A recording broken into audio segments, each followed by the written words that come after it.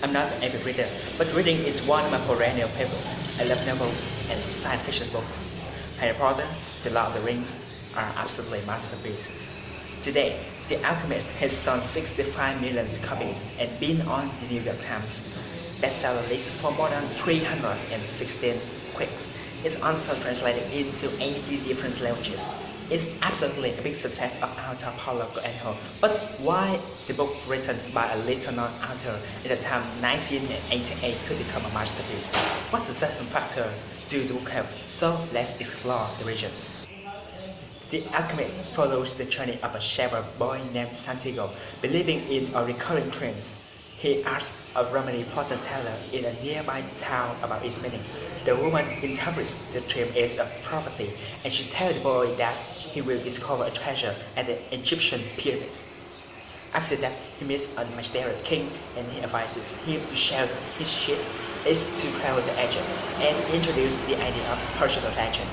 On the way to Africa, Santiago's money for the journey is brought by a man that claims to be able to take Santiago to the pyramids. Losing all money, Santiago has to stop his expedition and work for a crystal merchant so as to make enough money to go to the pyramids. On the trip, he meets an Englishman who has come to explore about alchemy, and he continued his trip with this English companion. When he reached an oasis, Santiago meets and falls in love with a Arabian girl named Fatima. Santiago proposed marriage to her, but her answer is that she will only accept this proposal when he finishes this journey.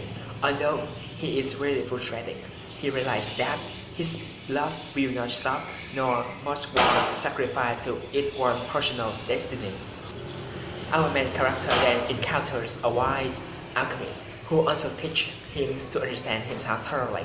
During the trip, the alchemist shares much of his wisdom about the sound of the world.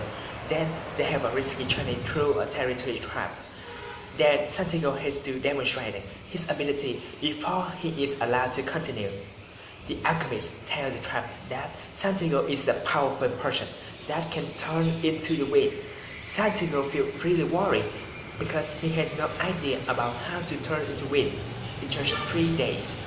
So he thinks a lot and contemplates to the deserts. On the third day, he communicates with the wind and the sun. He succeeds in convincing them to have him create a big sandstorm. To the tribe's surprising, he reappears on the other side of the camp. Then Santiago and the alchemist are allowed to go freely. The journey keeps going. Then the alchemist demonstrates to Santiago his ability to turn lead into gold by using a special gold star. Santiago comes to the pyramids and starts digging for the treasure at the foot of the pyramid.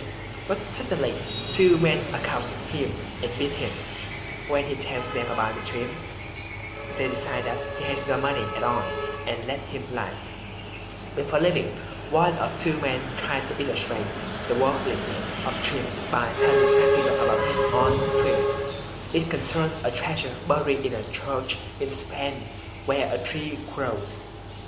He realized that the treasure they tell him is the same to the treasure he had dreamed. He finally understands where his treasure is. He returned to Spain to find the chest and success. Then he planned to return it to Fayong, when he will reunite with Fatima, who is waiting for him. The Alchemist is one philosophical book which tells us never to lose hope. It teaches that when a person really desires something, the whole universe will conspire to have that person realize his dream. It's a self-help book which feels possibility in the reader. Every person has a goal to achieve, and our work is to realize the goal and work towards achieving it. It tells us never to lose hope, and that one day we will get through the difficulty and reach the ultimate goal in our life. I dislike it in the way that I dislike a great deal of modern self-help books. Their basic message is that if you want something to happen, you need to want it as hard as you can without caring about it, and not allowing yourself to doubt it, or not let criticism get in your way. Then your dreams will be true. I disagree with this notion, not only because it's false, but because it's bad. The idea of following your heart is often wrong. Next, This idea of not letting ourselves doubt and consider doubts, this is a terrible and dishonest way to live. If we do not consider doubts and entertain them often, then we are deliberately blaming ourselves, deliberately making ourselves ignorant.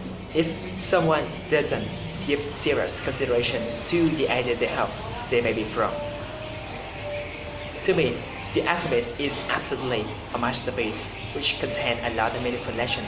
So, let's have one and enjoy it. Thanks for listening.